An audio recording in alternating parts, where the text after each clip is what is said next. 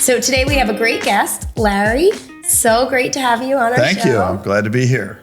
And you are the founder of Confluent. That's right. As well as a former CEO, as well as the industry physicaltherapist.com specialist. So I know you have a podcast and you have a website and do a lot of different pieces on physical therapy, telling us all about what's coming out, what's happening now, and just really guiding the whole industry. So it's a pleasure to have you here today. Thanks. Great to be here. Love what you guys are doing and the podcast and Prompt PT and everybody who's just such a contributor to the industry. It's just always a great feeling to be associated with that. So thanks for allowing me to be here. Great. And I know today we're really going to talk and dive into a lot about clinician shortage and what's going on right now and what we could potentially do, talking about burnout, talking about enterprise organizations and what they can do to help foster the passion of clinicians and making sure they really love what they're doing and they're thriving in this field. So just start a little bit of a background about you, give us a background, and then we'll go into that. Sure. You want background on me? Yeah. Yeah. So as she mentioned, I'm a former CEO, was a CEO for about 38 years. Really have been involved in private practice for a long time, but my career started out in the military. I'm an Army physical therapist. I was a captain in the Army, went to the Army Baylor program. And the Army is a great place if you're an entrepreneur because you can do so. The more you do, the more they ask you to do. And so I started all kinds of programs when I was in the Army, loved it. When I got to about the 5-year point, I started doing a little bit of moonlighting. I always had kind of a bent for, startups and ventures. And so before I got out of the military, I'd already started moonlighting a bit, started a private practice in Kentucky, in the southern part of Kentucky, and our name was Southern Kentucky Physical Therapy. And so we eventually changed the name to Court and developed over a period of a decent number of years, really up to about 20 years, developed outpatient clinics. We had some hospital agreements, and we really rode that quite good in the, call it the late 80s, throughout the 90s, even into the early 2000s. And along the way, we partnered with Select Capital or Select Medical, which was a private company at the time, sold the majority to them. And then in about 2008, I had a different vision for what I saw going on in the industry. And so chose to exit that company and started the next company, which was Confluent Health. And Confluent was started by a bunch of private practice physical therapists. I think Confluent Health probably has a neighborhood of 150 physical therapists that own parts of Confluent Health. It is the largest private practice in the United States by a long shot in terms of number of therapists that own it. And it started by really just partnering with entrepreneurial PTs who were building great businesses around the clinical model. We had a company called Evidence in Motion, which really was designed to put in, hybrid residencies. We were the first hybrid residencies across the U.S. We then started partnering with higher education to do 2-year DPT programs instead of 3, all in a hybrid environment, graduate about 1,200 students per year. And we started a company called Fit for Work, which does on-site, call it early intervention. It's really prevention oriented, 1,900 points of service, primarily PTs, ergonomists, occupational therapists, and the like. And then all told about 800, outpatient physical therapy centers under multiple brand names. All these brand names represent founders and entrepreneurs that started them under a really highly clinical model, ranging from California to Rhode Island and several places in between. Along the way, we were all self-funded and then took in some minority private equity. And then in 2019, we partnered with a Swiss private equity firm called Partners Group, who bought the majority of the company then. I'm still the largest individual shareholder by a long shot, have lots of partners in it and involved with the business, but not in a day-to-day operating role. Along the way, I've done a lot of other things in the physical therapy world that have been fun and innovative and served in a variety of volunteer capacities and have a real passion for the industry. So everything from the advisory panel on practice, was an officer in the clinical electrophysiology section. I'm board certified in both orthopedics and clinical electro, and was on the Foundation for Physical Therapy for a number of years, which is one of my passions, which is funding research and evidence-based stuff for PTs. So that's a long-winded thing to say, but I've been pretty busy over a long period of time. You have been very impressive. And you've really seen it all. As you said, you've seen the military background, you've been a private practice owner of a small group, all the way to a larger group that had hospital-based contracts as well. That's right. Yeah. And now for your Confluent, probably one of the largest practice out there currently, as you said, outpatient practices. And you've seen the ebbs and flows of clinicians and how they're in surplus or they are not, right? And where we sit right now, especially, would love to hear your thoughts and a little bit more about the clinician shortage and what's happening in the industry, this great industry as we talk about, what's happening and maybe limiting our growth by the clinician shortage. Yeah, so to put it in perspective, I became a physical therapist in the mid-'80s, 1985 roughly. And I will tell you that for my entire career, there's always been a shortage of physical therapists with perhaps one bump. There was a time through the balanced budget amendment where tons of physical therapists were laid off from the long-term acute care environment when they changed from salary equivalency. And that caused a temporary time period where I wouldn't say we had a glut, but we actually had therapists competing in interviews and those kind of things. But really, we've had a shortage. And what you really have to do is tie the shortage currently to a number of other factors happening at the same time. I think, one, we have huge turnover in the industry right now. The migration of PTs are constantly entering the transfer portal. That's a factor. A second factor is we have an artificial cap on what a physical therapist can make. And what I mean by that is Medicare has reduced our reimbursement in real dollar terms by about 14% since 2021 through direct cuts and the impact of inflation. A third factor has been inflation itself. We've all now lived through the highest rate of inflation on supplies, labor, and everything else in an industry where we can't raise prices to actually help us deal with the effects of inflation. And then I think the fourth factor really is the whole idea behind the limitations that payers place on us. So they limit our ability to see a number of patients through things like, the rule of eights, other superimposed rules that Medicare has, which effectively puts a regulatory impact that limits our productivity. Some recent data has shown that our average therapist used to see about 12 patients a day, and that's more like 10, almost closer to 11. So think of an industry in any industry where you've seen a decreased productivity in the last 20, 30 years. So that's our industry right now. All of those, coupled with the factor of COVID, has caused a shortage. Now let's really examine the shortage for what it is. The real shortage of PT started in 2001, or the effect of 911, because prior to that time, we had about 5,000 new graduates a year, and we'd have 5,000 foreign trained therapists enter the U.S. Technically, about 10,000 would come into the U.S., half would pass the exam, but we were going with 10,000 therapists a year for many years. After 2001, we really put a huge limit on foreign trained therapists. It's trying to make a little bit of comeback today, but think of it then. Then we went back to 5,000 new graduates. Now we produce about 12,000 graduates, but that's been between 2001 and 2025. The other thing that changes, there would be about 3 people competing for every spot in a physical therapy program. Now 86% of the people who apply to a PT program get accepted. And there's about 300 PT programs. We're not even filling up all the seats in many PT programs right now, which is kind of hard to believe. The effect of COVID, the effect of wage inflation and stagnation, the high cost of education, not keeping in lockstep with a salary. So all that is now we have this kind of a mess. We have a shortage of PT. The flip side of it is we've been incredibly resilient, and we've proven out our model. We're a victim of our own success. So the demand for PT has never been as high as it is today. Every month, more new patients want to come to PT than the month before and are seen by PTs. We don't have a marketing problem. We don't have an identification problem in PT. We have a shortage problem. But all of those things interact to really create the shortage problem. And it's a big problem right now. I virtually know of no employers that aren't hiring PTs. You have a turnover rate of 25, 30%. So if you need 10 new therapists, you really have to recruit 15. And this never-ending cycle is real problematic for our industry. And I really want to focus on that turnover rate.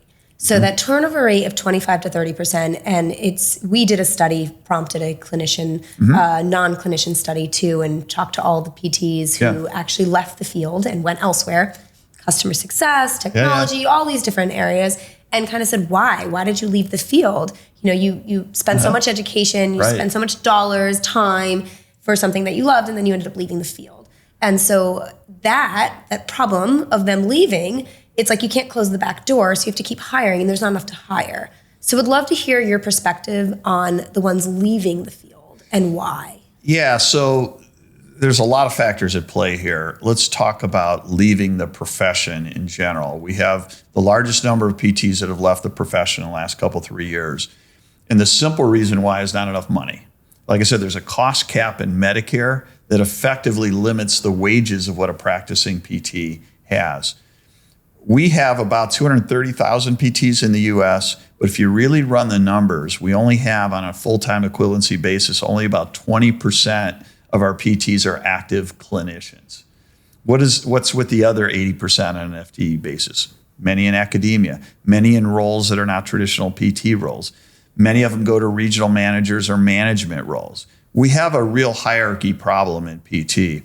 The clinicians who used to produce, let's say on average, about 300,000 in net revenue per year, well, that 300,000 minus their pay and benefits, that profitability or margin, if you will, went to pay for regional managers, went to pay for infrastructure through, SG&A, all the things on overhead that you need. Well, that margin has been reduced severely because therapists' salaries have gone up. So now we're still trying to pay for regional managers, more management, more SGA, more kinds of other things, investments to be able to make in a practice, but the margins aren't there. What then happens is employers have then started really monitoring employees. Like they know every second of every day how many units per visit, how many visits they're doing, how many new patients they're doing. And we monitor our PTs more than our PTs do remotely monitor our patients. It's very, very ironic. What it was that caused? Loss of control, depersonalization, exhaustion, compassion fatigue, and turnover. And so you see, and then you throw in all the compliance rules and regulations. And we do everything in the profession to make somebody a strong clinician. And then once they get in the profession, we do everything we can to take them out of the profession. All the rules and regulations, all the locks and controls on their productivity, all the monitoring that they do. And then we say, oh, and you've got to get good customer service, and you got to be compassionate, you got to be empathetic, and oh, you got to talk to that referring physician. And then you have patients that come in. And so you have all these things going on. I think the education world is a lot like this. Teachers don't complain about the teaching. They complain about the monitors and the report cards and all the other stuff they do. PTs, we don't complain about the clinical care. We love that. We just can't get enough of it because of all the externalities that really, really cause us to do. So what ends up happening is this turnover effect is very, very real. We've never had as high a turnover when we've had this much of shortage. Isn't it interesting, the correlation there? Yes. Yeah, you would think that employers would be doing everything they can to hold on to their employees. But instead, they're, these external behaviors that they do are pushing people out of the profession or to another employer. And that we have to change. We have to go all in as a profession, treat our therapists as autonomous professionals, allow them to eat what they kill model. They don't need to be handhold and have all these management and have all these regional directors and have all these other kind of things. They need to be treated like professionals. Allow them to control their schedule and destiny a little bit, provide a community and contacts for them, have real conversations about their feelings, psychological safe spots, and all kinds of other things that they do. And just acknowledge that you need to be more proactive in retaining employees. That's not going on, in at least what I'm seeing in the environment. Yeah, and you made a couple really, really good points. One of them, you said all of this autonomous, they have to be able to have a little bit more control. Mm-hmm. I know from you, I learned about a book, Daniel Drive's Pink. Yeah. And you had said with that book, and I'd love to hear a little bit more from your perspective, that there are 3 key principles that employers should be doing to help retain their PTs, to help create the culture they want, because it's a lot more expensive losing them than it is retaining them. No doubt. So tell me a little bit about that book and the principles in that book. Yeah, so Daniel Pink's book, he's written a number of them, but that one in particular looked at the sort of the psychological, he culled together the various research. He's very good at doing that. He didn't do any of the research himself, but he culled together various research, and he found that what really employees want is autonomy, mastery, and purpose. Totally makes sense when we're talking about PTs. We go in to make a difference, to do meaningful work that impacts lives. We want to have some control over the element of our schedule, whatever that means. It could mean different things to different folks. And we want to become masters. We want to become master clinicians. And so if you're an employer, you should take heed of that and manifest it in different ways. I'll give you a couple examples. What I see really good employers do is they preemptively understand that it's a relationship between the employer and the employee. They sign a prenuptial agreement, a ketubah of sorts, that basically says, I am going to commit to you a lifelong learning example. You have to commit to learning. You have to commit to doing this, and I will provide that. And so you have that kind of relationship to start out with. You're going to start out, you're going to go to a certification program or a residency. You're going to become a master clinician. You're going to become board certified. So that gets to all the mastery part. It gets to all the clinical brain, the scientific side of, what we have. Along the lines, we're going to remind you of the great work you do. We use a technique when I was a CEO called Remind, and it was I would do it every month. I would write an article or have videos that reminded people about the great, wonderful work they do and how they're recreating people's lives and getting people back to doing things. But we become, acclimatized to it. We become habituated to it, and we forget that the work we just did was a miracle. Yeah. And so a remind is a technique where you're reminding folks about the miracles they do. Keep those thank you notes you get from your patients. Keep those, reflect on that. We have to bring back the connection of the meaningful work to reality of what you do. And the third component of it is we have to create a real connection for them. So I call this, it's kind of 90-day period. You come aboard as a new employee, you're enthusiastic. After 60, 90 days, you become a little bit disillusioned. You mean, I can't take off every other Friday? Oh, I got to do notes. Oh man, I got to see pay. And it becomes, and so you have this re-recruiting event. At 90 days, I call it the time when you have to re-level set everything. You have to re-recruit them or they're going to enter the transfer portal. Celebrate the milestone of being there 60, 90 days. Give them feedback on how they're doing. But the most important thing is have them give you feedback on how they onboarded. What did we do right in our onboarding? What did we do wrong? How could we help the next therapist have a better onboarding experience? And then re-level set, never delay gratitude. Show them your appreciation, celebrate that event, and remind them of the meaningful, purposeful work that they've done along the way to get there. And so you create a culture and a language around that. And it isn't the objective things. How much do they make? What are your benefits? Those are all important, but those are kind of, table stakes. Those are things that everybody can do equally. It's what are you doing that another employer isn't doing? And it's going to be connecting with them, collaborating, really getting them in a moment and time where they can be autonomous providers. Wow. So one of the things I heard, which I loved, is you said that you almost sign an agreement with each other. Yeah. You sign an agreement of, this is what we expect from you, but this is what you should expect from us, and we're going to give to you. This culture of lifelong learning, this process of continuing to reinvest in you. And I love setting that stage right from the beginning. And then on that onboarding plan, that's when a lot of people leave. As you said, that 90-day mark is saying, what are you doing in your onboarding so that you are making sure you're re-recruiting them. They're going to come. They love what they're doing. They like where they're at, and you're reminding them of what they are doing. I love that. For any big company or small company, sometimes it's hard to set that up. And it's also hard to set up the educational pathways or career ladder pathways. Can you give some guidance or tell us more about that? Yeah, first of all, I don't think it's that hard to set up. We call that entry a commitment letter. It's a bilateral. It's, you're poking holes, getting blood, and you're mixing the blood together, and you're becoming, it's like I said, it's a commitment. It's a pre-commitment. Pre-commitment is very sound in psychology, where if I pre-committed to something, I'm going to do it. If I pre-commit to a good exercise program, I know I'm going to get up and run. Okay, so that's using psychology to help you.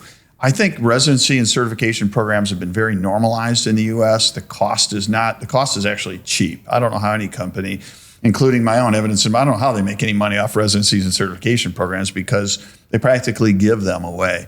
And companies, if they're big enough, they can do it internal, right? So I don't think those are very, very difficult to come by. I think at the end of the day, it takes intentionality. And it really takes a commitment to the culture of the organization. If you look at employment and employee engagement and the great work that Gallup has done, it's not that complicated. We've made it more difficult than it is. Do I know what's expected of me at work? Do I have the tools and resources to do my job? Am I getting feedback? Has somebody recognized or rewarded me in the past week? I would have our managers just think of those 4 things. Have motivational sort cards. Do I know how every one of my employees likes to be rewarded or recognized? Some people like public recognition. Most people hate it. But there are other ways to recognize people. People like to be recognized the way they like to be recognized. If you're a good supervisor, you'll know what motivates those that you supervise. If you do all of those things, it's not virtually none of those things I talked about are cost you anything except the element of time, attention, and they create a culture that really then feeds on itself. And then those therapists attract other therapists in your organization. And I think development is a filter.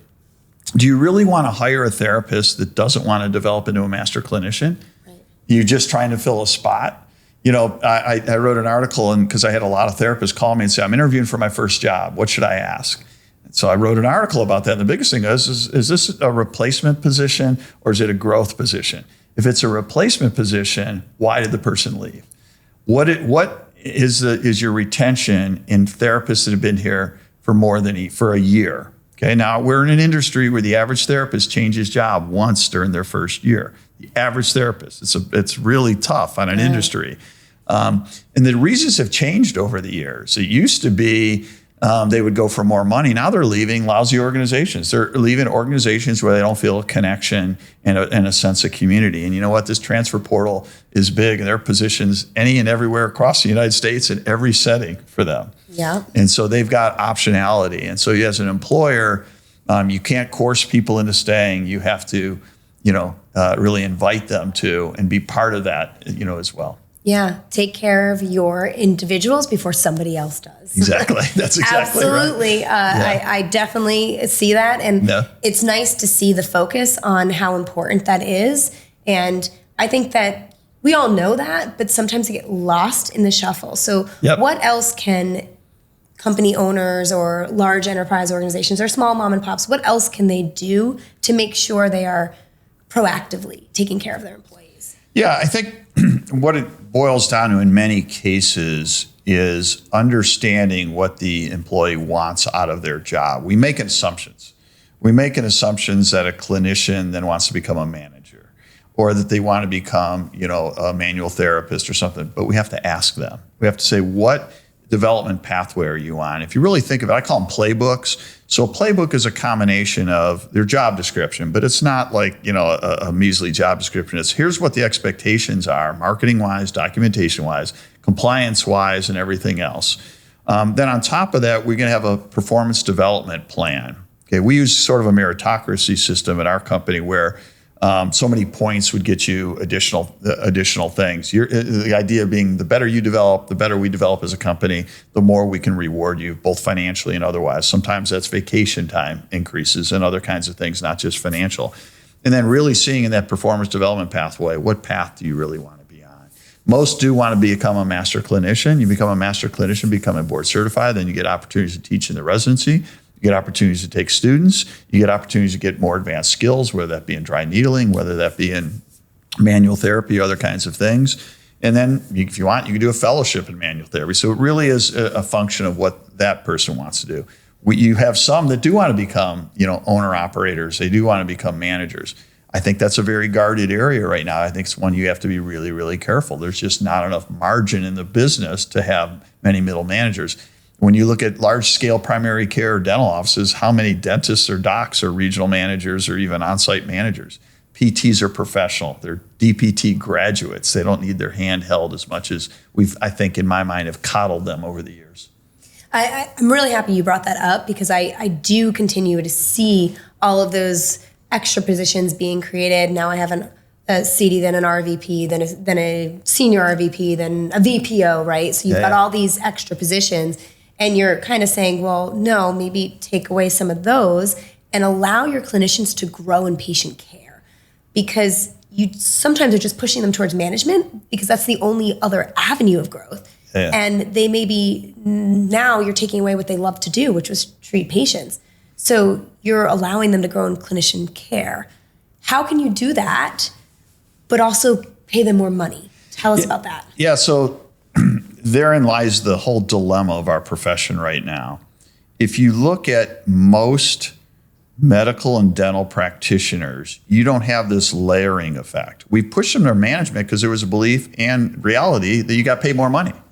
Okay. Now you think about all we do is to generate revenue is clinical care. There used to be enough margin where it would support somebody overseeing 2 or 3 clinics or X number of therapists. We can't afford that anymore. So the cure for that, the antidote, is really kind of simple. We need to go to more of the medical and dental model, which is you eat what you kill. You come on board. Your first 6 months, you're going to get a guarantee.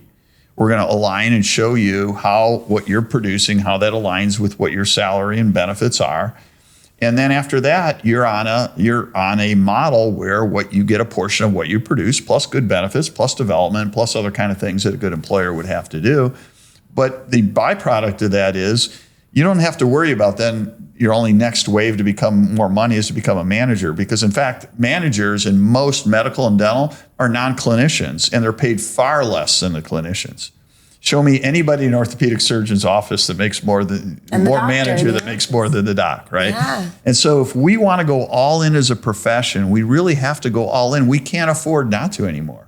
We have a business right now where most patients want to access PTs and they can't because only 19% of our therapists are clinicians on an FTE basis. Out of 230,000 PTs, we don't have enough PTs. We're not graduating enough. We don't have enough interest in it. Our new graduates aren't making enough money to, pay for their, educational debt. By the way, that's another good benefit that employers are doing right now is pre-tax on educational debt. We were one of the first companies to do that. I'm glad to hear other companies do it. But really, at the end of the day, it's your business model, I think, that has to really professionalize clinical care and make that the destination, not management. Yeah.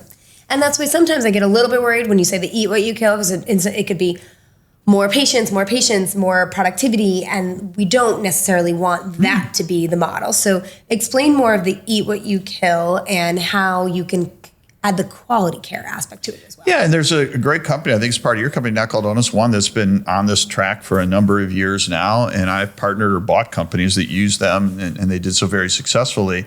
But the real idea is that if you start seeing patients, that what you are producing revenue-wise, so in most markets, an average PT can produce about $300,000 in net revenue per year. It could be a little less in New York, in Buffalo. It could be a lot higher in Seattle, Washington. Okay, it's just a function of what your reimbursement is at. It's also a function of your payer mix. And so Medicare has a cap on earnings effectively because of all their rules and regulations, and 14% less reimbursement since 2021, factoring in inflation. And so what you would see happen in this model isn't that you'd have to be overly productive. You would get a bigger cut of what you're actually producing. The company needs less of that cut because it doesn't need the management. And it also gives you the option of what kind of practice do I want? Do I want a pelvic health plan where there's no Medicare patients or it's private pay? Do I want a combination? And so it allows you to have some choice. Okay, think of the dental profession. If I want to specialize in orthodontics or in teeth fillings or in bridges and crown work, you have that option as a dentist. Yeah. As a PT, we have the option to really identify the patient population that we have the most passion for. And we really ought to receive part of that. Eat what you kill isn't a high pressure situation. It basically saying is if you work, let's say you see your average of 10 to 11 patients a day, you're going to get a bigger cut of what you produce than you do now. But the company will do better as well, because think of the monitoring costs that they're doing, constantly telling you you're not seeing enough patients, constantly telling you don't have enough units. All those kinds of things kind of goes away. Yeah. Right? Because it puts more pressure on the professional to be autonomous. And so that you can do the higher order, what I call neck up skills, the examination, the treatment planning, manual therapy, the clinical hands-on skills that are higher order skills, and be able to then use technical assistants or PTAs for other components of the value chain and do it in the right way. But right now, it's the only antidote that I'm aware of that is disruptive, where it allows therapists to be more in control of their schedule and the amount of money they make. It takes cost off of an employer, right? And it kind of right-sized things a bit. Now we got to get better reimbursement. We got to get less regulation. We have to deal with, we got to get more people graduating from PT school. We got to do a lot of other things. But at least that gets us on a better path of less burnout and less turnover and get a reduction of this 19%. Let's get back to 30% of our clinicians actually seeing patients again. Yes, I love that. And it's also a performance model, right? So they have that base of their salary, and then they've got that performance piece. Yeah. And if you treat in a certain way where you're billing really well and you're billing for your time, you're actually going to do a lot better, even if you saw less patients, than the person who saw a ton of patients and really didn't bill well at all. That's exactly right. Bill the units, right? That's right. Yep. So that almost allows you to have more quality time with the patient, yet make more revenue. That's correct. And as the clinician, get more of it for yourself. That's right, because all the solutions we're looking for in private practice right now are all win-lose solutions. I'll give you an example, and I know this is debatable. I'm a big believer in AI. I've written quite a bit about AI. I'm a big fan of it, particularly in the back office and other kind of things where we can get scalability. But the one area that I predict is when we have better AI for documentation. We've got a lot of good trials going on. There are a lot of good products out there, and I really mean it. I've seen and there's not enough of them. Everybody says, well, it's a crowded space. It isn't crowded enough, in my opinion.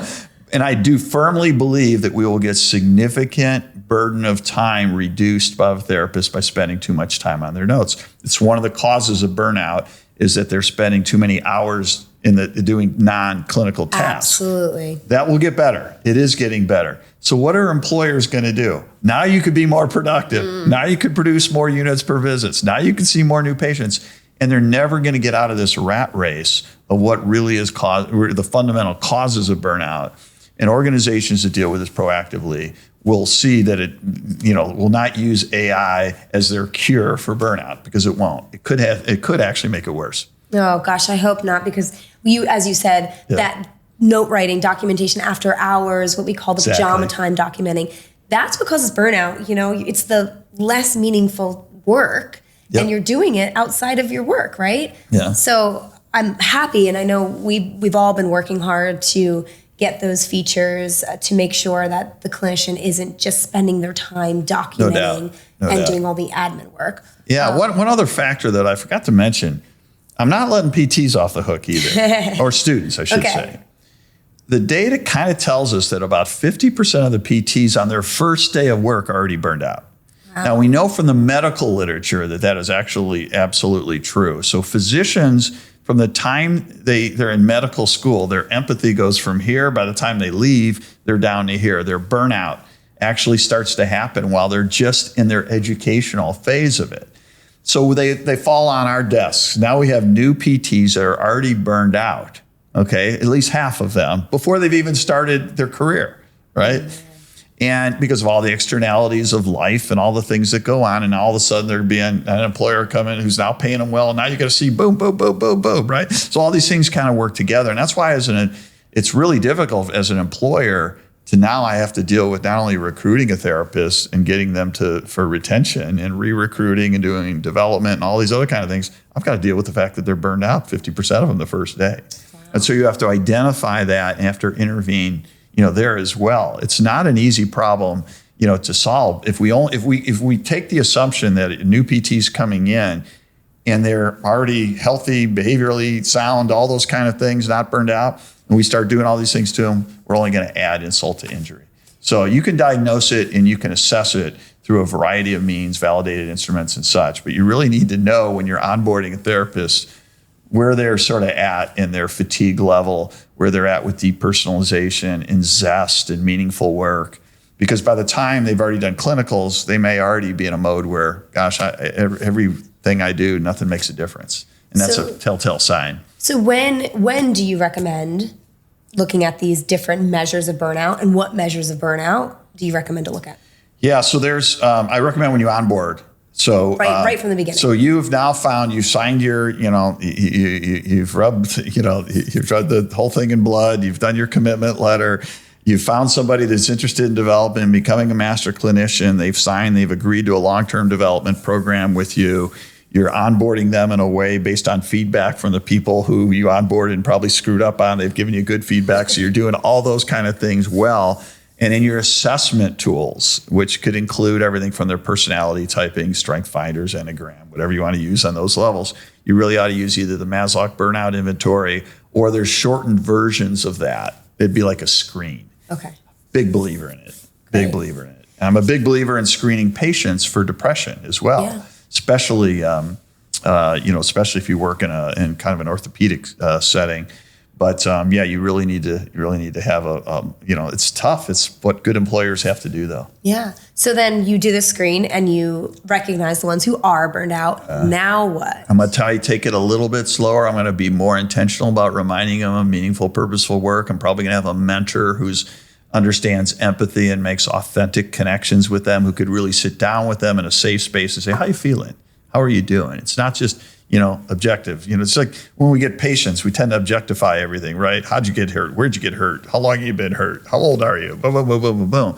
What we have to do with patients is get their understanding of how they're feeling about their injury and what they're hoping to overcome from it. So you have to make this sort of emotional connection, and they need a mentor or somebody who can do that as well. So you're saying exactly what we do with our patients, creating a therapeutic alliance and seeing some require more attention than others, some require more reminders and a little more care to get them through their plan of care. Yeah. We as employers have to do to our clinicians, 100%. especially our new ones coming on board, and personalize that a little bit for the ones that we recognize are already burnt out when they get to us. No, that's exactly right. So I'm a military guy. I was in the military as a PT. I didn't need a mentor. I needed a clinical mentor. I needed somebody who helped me to learn manual therapy skills and helped me become a master clinician. But I didn't want anybody sitting down and asking me how I feel, right? Like, it's just not who I was. I wasn't burned out, right? Yeah. So you have to, what do we tend to do though? An all-in solution of we're going to give everybody a mentor. Now we have our clinicians, again, taking them out of clinical work to do all this kind of mentoring. Right. They don't all need mentors. Some of them need mentors. You have to define what that means.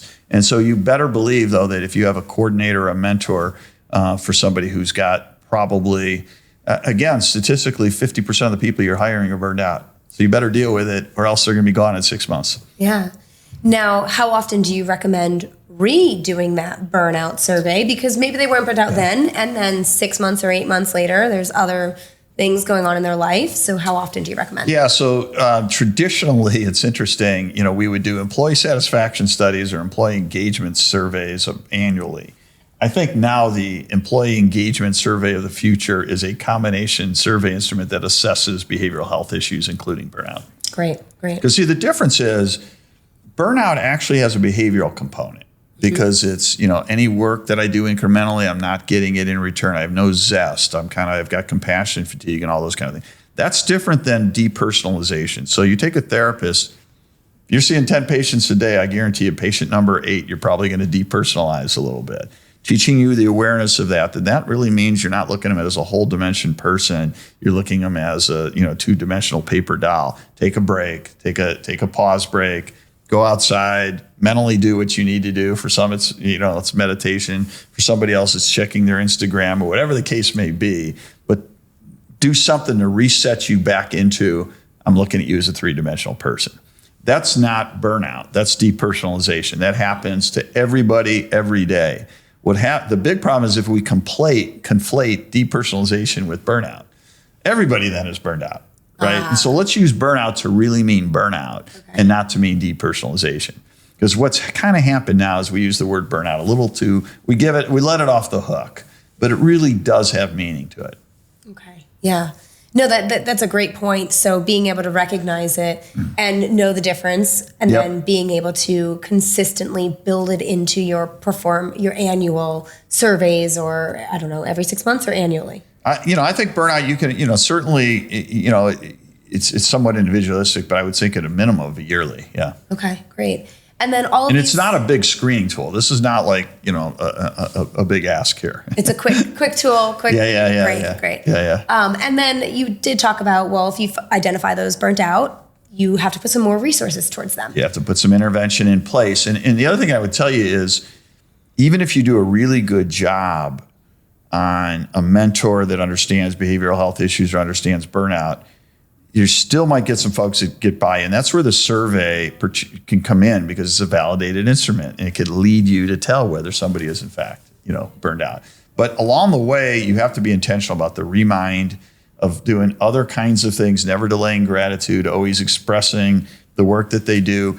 Patient reunion days are a good example of a technique that doesn't sound like it sounds like a marketing technique. It's actually an anti-burnout technique, right? You're bringing in clinician. Yeah. Okay. Now we're gonna have a day where everybody's gonna share a story about a patient. What did you do that really changed the pace of how somebody cared?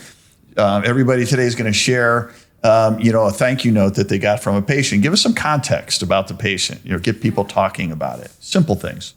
That's great. It's like just put the focus on the clinical excellence and sharing those stories. It makes you feel better as well and reminds you of create the narratives all around the meaningful work folks do, and it goes a tremendously long way. Now you still got to deal with documentation and compliance and all those kind of things, but I always tell managers, I know no therapist that went into this profession to be the best at compliance, to be the best documenter, right?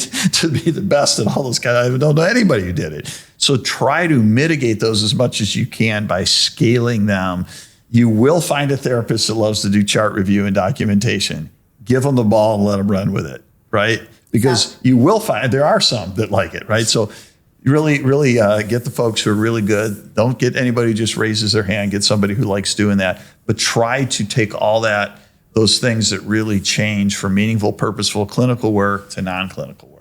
So you're a big proponent of looking at innovation and different technology that can help limit all of those different pieces. 100%. That's where AI could really help, is dealing with all the compliance issues, really doing with all those instrumental control things that happen that we have to comply with, but take that off the backs of the therapist as best you can. I do believe that AI will have a significant role in that, and already is. Yeah, and I would recommend to people that there are already tools out there, and they may just be using some of the older legacy ones, but not realizing that those tools are out there and they should be looking for them. They shouldn't be just settling with what they've used forever, because it is important to be incorporating that. If you're still doing chart reviews in your organization, that you've not embraced any kind of technology. Absolutely. Now, some owners may hear us talking and saying, okay, now they told us to add more mentoring. They told us to, be more personalized, to add technology, which is all money, money, money. Let's talk about the ROI on keeping your clinician versus having to hire a new clinician. Walk us through that. Yeah, so there's a variety of ways to look at ROI, but I'll give you some simple statistics to look at it. So it takes you 60 days to onboard a therapist, and then you have to consider their ramp up to, like I said, if you get to a therapist at this roughly $300,000 net revenue per year, and the numbers again are going to fluctuate with that. That doesn't happen day one. That takes place over 2, 3, 4, 5 months. That's why I think you ought to do a 6-month kind of guarantee. That's at a rate that they can live with. That would be about the equivalent of a starting salary currently PT now. And then after 6 months, maybe keep the guarantee there, but it's the guarantee or the greater of, what you produce. Well, let's say that takes 4 to 6 months to produce, and you have a turnover of 30%, which is what a lot of places have, even higher when you consider involuntary and voluntary turnover. Let's talk about that just for a second. I'll get back to that in a minute. But what I see a lot of employers do, our voluntary turnover is 25%. Yeah, but what about the people you're firing? Yeah. Right? Okay. Yeah. You got to add them to the mix. Okay. So it's probably 30%, maybe even 35%. Well, if it is 35%, then that effectively means that every 3 to 6 months, you then have to set the clock back to the next 4 to 6 months. So just think of one PT. The cost of that is about 40% of their salary. Yeah. That's just for one PT. Do it multiple times, and it is a extremely costly problem, turnover is. Right. And so you can make the investment and decrease that from 40%, let's say, to 20, decrease the 30% down to 20%, which is very realistic, and it's pennies on the dollar. It really is an incredible investment. It's a much better investment than about anything else you could do. There isn't any other modality or any other exercise machine or anything you can do, traction. Nothing's a better investment than the ROI you get on retention. Invest in your people. So you're saying clinicians first. Absolutely. And patients next, because if the clinicians are happy and doing well, they're going to take care of the patients. Yeah, you can't take care of the patient unless you take care of the therapist. I really do believe that. Yeah, absolutely. And I do agree with you that investment is just vast, right? To get a new employee, not only is it going to be a cost from the marketing, from the hiring, from your whole team trying to find it, but also you're losing all those secondary benefits of having a seasoned clinician who's been there, who knows your system, who can bill correctly because they're already experienced with it, who is mentoring people around them. And excellence breeds excellence.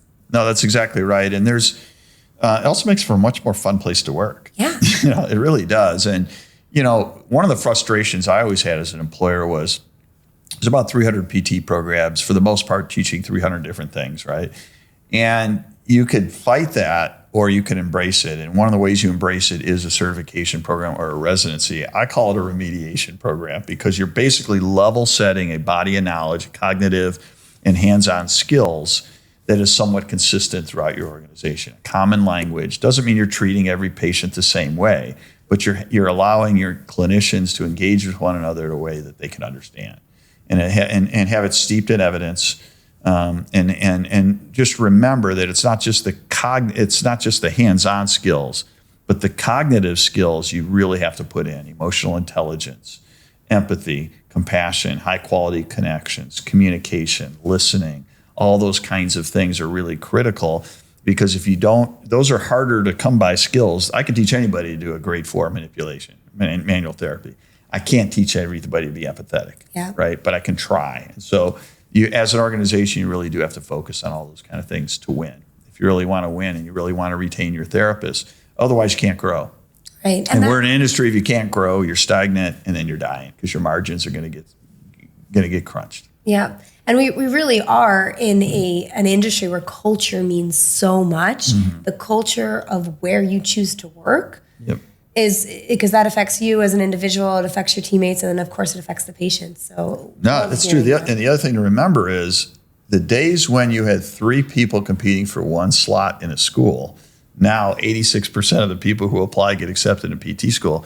So you're talking about a different skill set of therapists that are coming on board. And again, the remediation certification program and all those things that go with it, you have to take that into account. It makes the job tougher, but it makes the rewards even better. Yeah.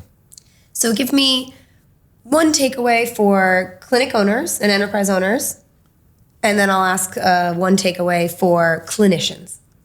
Yeah, so the one takeaway for owners is really be intentional about this 90-day event, this re-recruiting event, where you're trying to accomplish 3 things. You're trying to celebrate the milestone that they've been there. You're there to reward them, recognize them, appreciate them, never delay gratitude, getting feedback on how their onboarding experience went, and then give them feedback according to your playbook. These were the expectations. How did they meet the expectations? Do they have the tools and resources to do their job? All the things on an engagement level. I think if employers just did that, they would get a bump in their retention absent anything else. Talking, high quality connections, all those kind of things. Great. And then a clinician from burnout perspective, what can you tell them? Yeah, first of all, I think I think clinicians should be educated to understand what the warning signs. So I think prevention is always, an ounce of prevention is worth a pound of cure, even in burnout. So they ought to be learning in PT school that these are the symptoms of what could be leading to burnout, and here are the antidotes, because it's a lot easier to prevent than it is to treat. What I would tell clinicians that are burned out and literally diagnosed with burnout is there is a way out. It is finding the right employer that'll get them and reset them to meaningful, purposeful work, understand and have authentic conversations about how they're feeling, understand and recognize and appreciate, and remind them all the time why they're there. They're there for their patients. So I do think there are cures for it, but the best cure is prevention. I love it. Best cure is prevention. And really focusing on, like you said, taking out some of those layers and letting your providers really grow, letting them be 100%. Autonomous, purposeful, mastery, and allowing them to do exactly what they came out of school to do. Absolutely. Great. Well, this was extremely enlightening. I love this conversation. Larry, I could talk to you all day long and learn so much from you. Well, thanks. So more to come, but thank absolutely. you so much. You're welcome.